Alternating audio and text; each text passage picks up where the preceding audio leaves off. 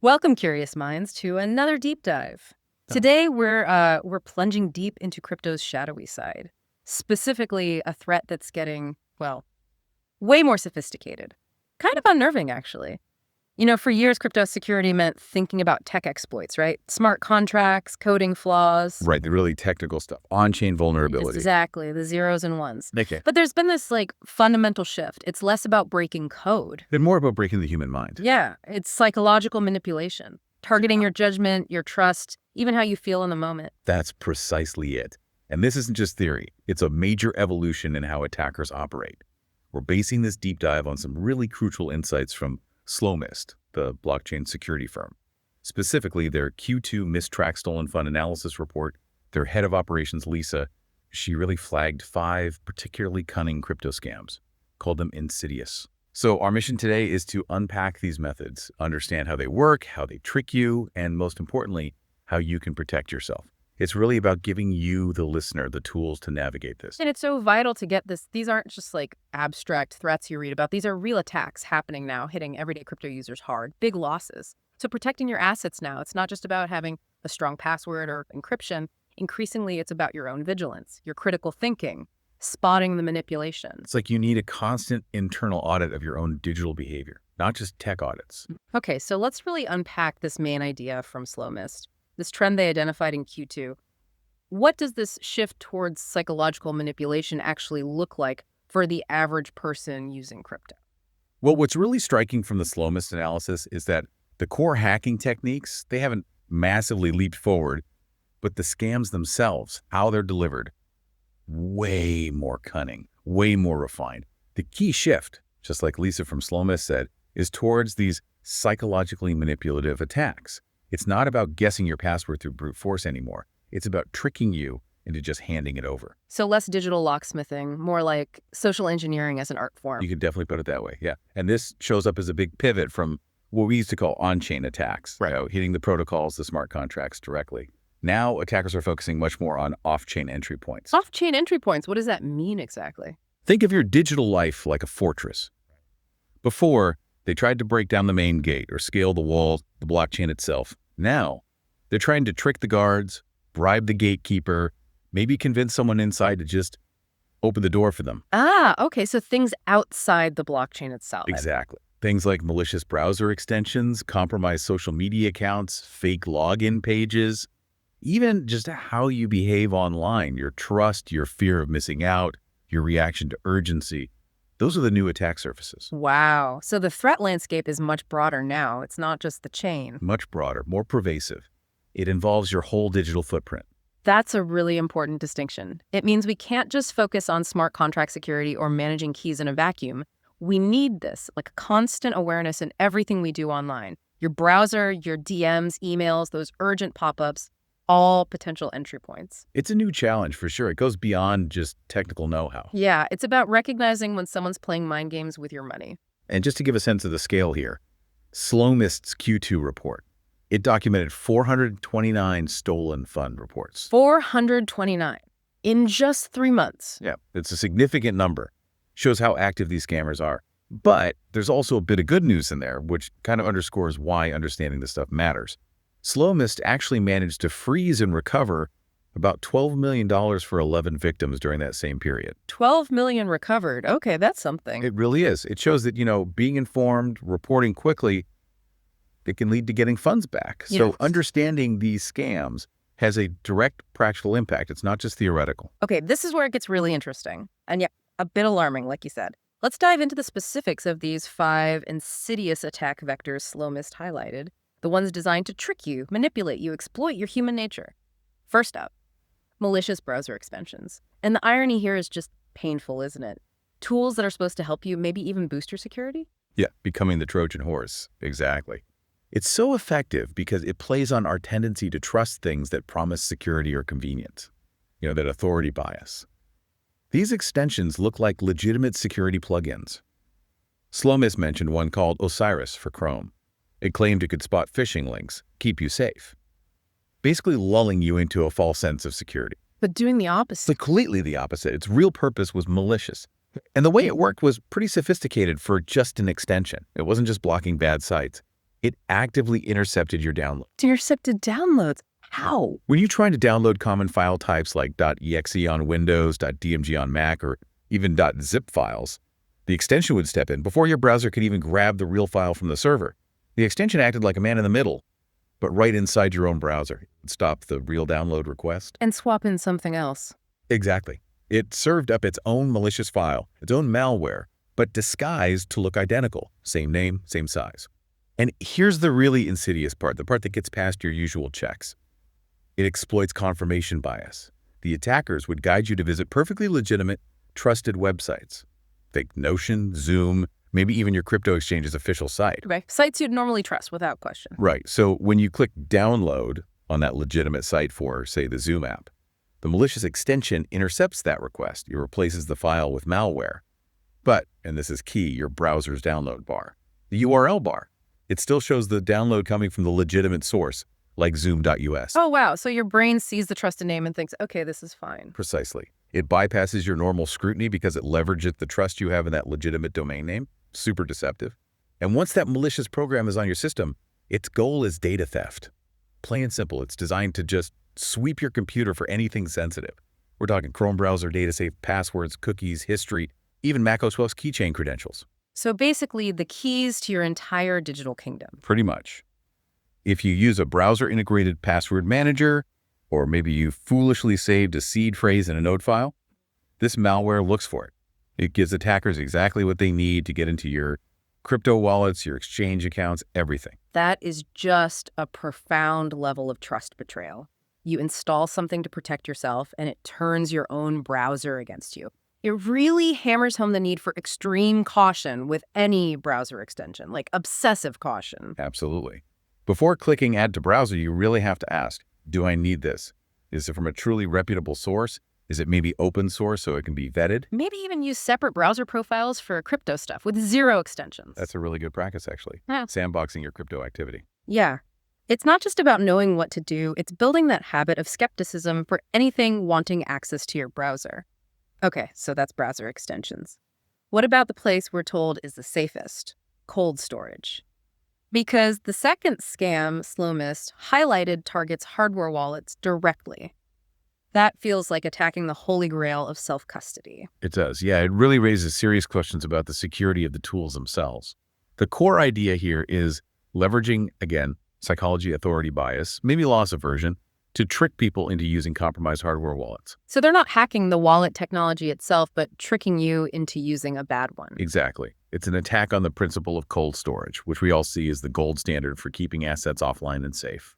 And the methods are clever, often playing on emotions. Sometimes they'll send you a compromised cold wallet, claiming you won it in a lottery or a giveaway.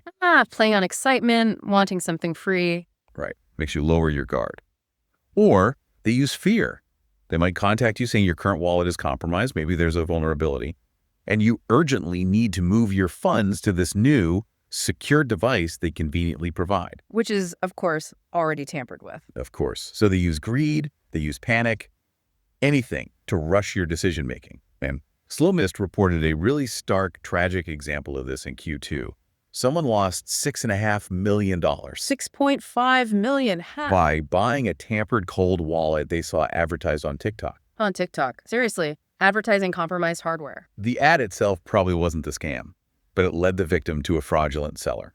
Really? It just shows attackers are everywhere. They follow the users onto platforms you wouldn't normally associate with high-stakes finance. Wow, vigilance needed everywhere then. And there's another variation too, equally nasty. It plays on people not fully understanding the setup process. An attacker might sell you a hardware wallet that's already been pre-activated. Pre-activated, meaning? Meaning the attacker already set it up, generated the seed phrase, and kept a copy for themselves. Oh, no. Yeah. So the victim gets the device, maybe follows instructions to restore it, thinking they're setting it up. They transfer their crypto onto it, believing it's secure in cold storage. Yeah. And boom, the attacker, holding that secret seed phrase, just drains the wallet remotely. Instantly. Because they had the keys the whole time. The whole time. It highlights how critical that initial purchase and setup moment is. It has to be clean. Okay, this is a huge takeaway. Monumental. For anyone using or thinking about cold storage, it's not enough just to have a cold wallet. You absolutely must verify its source and its condition. Provenance and integrity. Those are the keywords. So only buy directly from the manufacturer's official website if possible. That's the gold standard. Minimizes supply chain risk. And when it arrives, inspect everything. Meticulously. Check the packaging, the seals. Are they holographic? Are they intact? Any sign it's been opened? And critically, never use a pre-printed seed phrase, right? Never.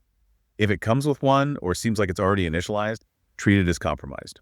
Full stop. Don't use it. You always generate your own seed phrase during setup on the device itself, shown only on its screen. That extra diligence, it's not optional. It's the difference between safety and disaster. Absolutely. Your cold wallet is your fortress, but only if the foundation is solid and untampered with. Okay, shifting gears again. Let's talk about another manipulation tactic. Social engineering through fake websites. Fake revoker websites.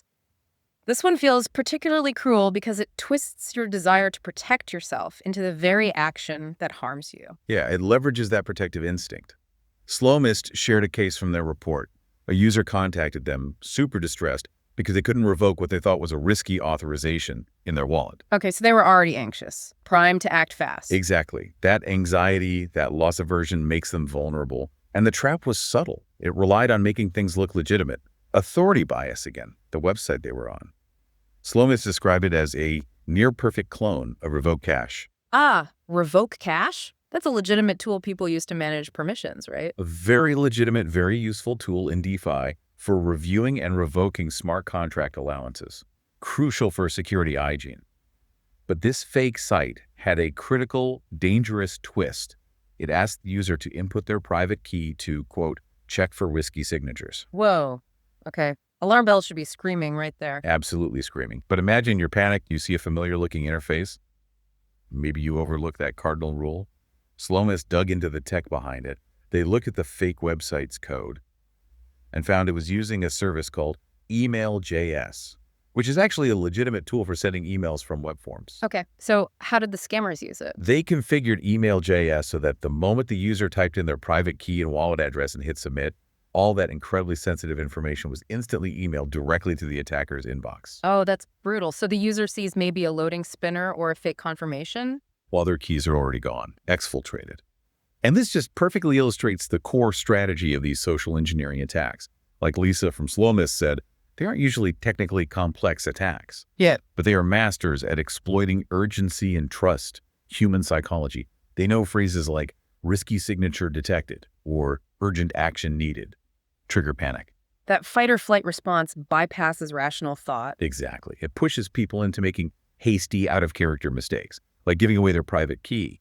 Once they trigger that emotion, manipulating the victim becomes much, much easier. Man, it just reinforces that absolute #1 non-negotiable rule in crypto. Never, ever, ever type your private key or your seed phrase into any website. Doesn't matter how legit it looks, how urgent the warning, what it promises, just don't. Never. Your private key is your crypto. Handing it over is like handing over the cash itself. Legitimate services will never ask for it, period. Okay, moving to the fourth scam. This one shows how fast attackers adapt to new tech. It involved phishing attacks, specifically targeting EIP 7702. EIP 77702. That was part of the recent Ethereum Pectra upgrade, right? What does it do? It's a big step towards something called account abstraction. Basically, historically, you had regular Ethereum accounts controlled by keys and smart contract accounts controlled by code. EIP 7702 aims to let regular accounts temporarily act like smart contracts. Okay, so more flexibility, batching transactions, maybe social recovery features. Exactly. More programmable, user-friendly wallets, it's powerful stuff. But whenever there's a major network upgrade with new, maybe complex features, Attackers pounce. immediately, they create phishing campaigns around it, fake interfaces, fake warnings related to the upgrade. They play on user confusion or maybe just curiosity about the new tech. Trying to trick you into signing something malicious by pretending it's part of the new EIP 7702 process. Precisely. They might say you need special authorization for the new feature. They capitalize on that novelty and the fact that not everyone understands the tech details instantly. That really drives home the point that keeping up with major network updates isn't just for developers. It's actually part of user security now. If you understand what things like account abstraction are supposed to do. You're much better equipped to spot a fake interaction trying to abuse it. Right. Technical knowledge becomes a shield against these kinds of phishing attempts. And finally, the fifth scam highlights the social media angle again. This involved attackers taking over WeChat accounts. WeChat, so not even a crypto platform to start with. Nope. They exploited WeChat's own account recovery system, somehow maybe social engineering the original owner, maybe a SIM swap if recovery was linked to a phone number. Okay, so they get control of the WeChat account. Then what? Then they pivot. They exploit the trust associated with that account. They impersonate the real owner and start messaging their contacts. Ah, leveraging existing relationship. Exactly. And the scam was often offering discounted tether, USDT. Hey, I got a great deal on USDT, selling it cheap, private deal, one in. Playing on scarcity, FOMO, and the trust the contact has in who they think they're talking to. Absolutely. People sent money or other crypto thinking they were getting a bargain from a friend. And the funds just vanished, sent to the attacker controlling the hijacked account.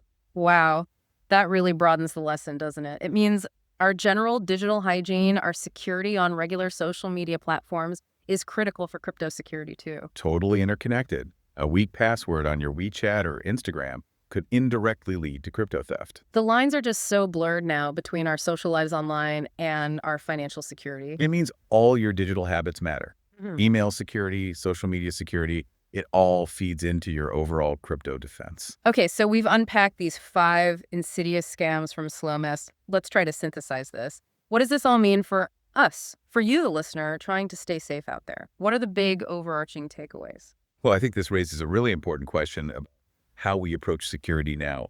The common thread, the thing that weaves through all of these, it's the sophisticated use of psychological manipulation. Attackers aren't just probing code anymore. They're actively exploiting human nature, our sense of urgency, our trust, our panic, our desire for a good deal. Less about finding a bug in the software, more about finding a bug in our thinking. That's a great way to put it. Yeah. Yeah. And ultimately, whether it's the browser extension, the fake wallet, the phishing site, the end goal is often the same. Trick you into making the mistake. Trick you into giving up your keys or seed phrase. They want you to compromise yourself. And building directly on that, we have to circle back to hardware wallets, cold wallets. They remain critically important. But, and this is the huge but revealed by that tampered device scam, it's not just having one. It's the absolute necessity of ensuring its authenticity and integrity. Knowing it's genuinely secure, untampered with. Which means verifying the source, ideally buying direct from the manufacturer. Checking the packaging meticulously on arrival. Seals intact, no signs of tampering. Verifying the device itself using the manufacturer's tools or processes. And crucially, never accepting or using a pre-initialized device or a pre-printed seed phrase. Generate your own. Always. That diligence around provenance and setup is non-negotiable. It's the foundation of cold storage security. It really is. Your digital fortress is only strong if it was built correctly from the start, with verified materials. But it's not all just warnings and threats, right? Slowmist's report did have that positive aspect. The recovery effort's $12 million back for 11 victims. That shows something can be done. Yeah, it's a crucial point. It demonstrates that vigilance, prompt reporting, and working with security firms can lead to results. Being informed isn't just about prevention. It can also be part of the recovery process if the worst happens. So this raises an important question for you, the listener, to constantly ask yourself, am I thinking critically? You have to cultivate that habit. Always question unexpected links, offers that seem too good to be true, urgent warnings demanding action now. Understand that your emotions, your reactions are now part of the attack surface. Exactly. The more you understand these psychological tricks, the better you get at spotting them and resisting them. It's an ongoing learning process. So as we wrap up this deep dive, it's just crystal clear that crypto security is, well, it's constantly shifting. It's dynamic. It's not just about understanding the tech anymore. It's about understanding the human element, how it gets exploited. That intersection of technology and psychology. Fascinating, but yeah, sometimes unsettling. And there's always more to learn, right? Yeah. You have to wonder, as tech evolves, maybe with more account abstraction and other innovations, how will these psychological tactics evolve too? What new ways will they find to exploit trust, convenience, urgency? It's like a continuous cat and mouse game where our own minds are the battleground. Staying ahead means needing both technical savvy and increasingly psychological awareness. To help you on that ongoing journey, that path of self-protection and learning, we've put together some resources. If you want more details on protecting your assets, and especially on how to verify the authenticity of your tools, like those crucial cold wallets, Check out the link in the description of this deep dive. Yeah, that link should give you more actionable steps, more insights to help you stay secure. Because at the end of the day, staying informed, being skeptical, and remaining vigilant, that's your best defense in this space.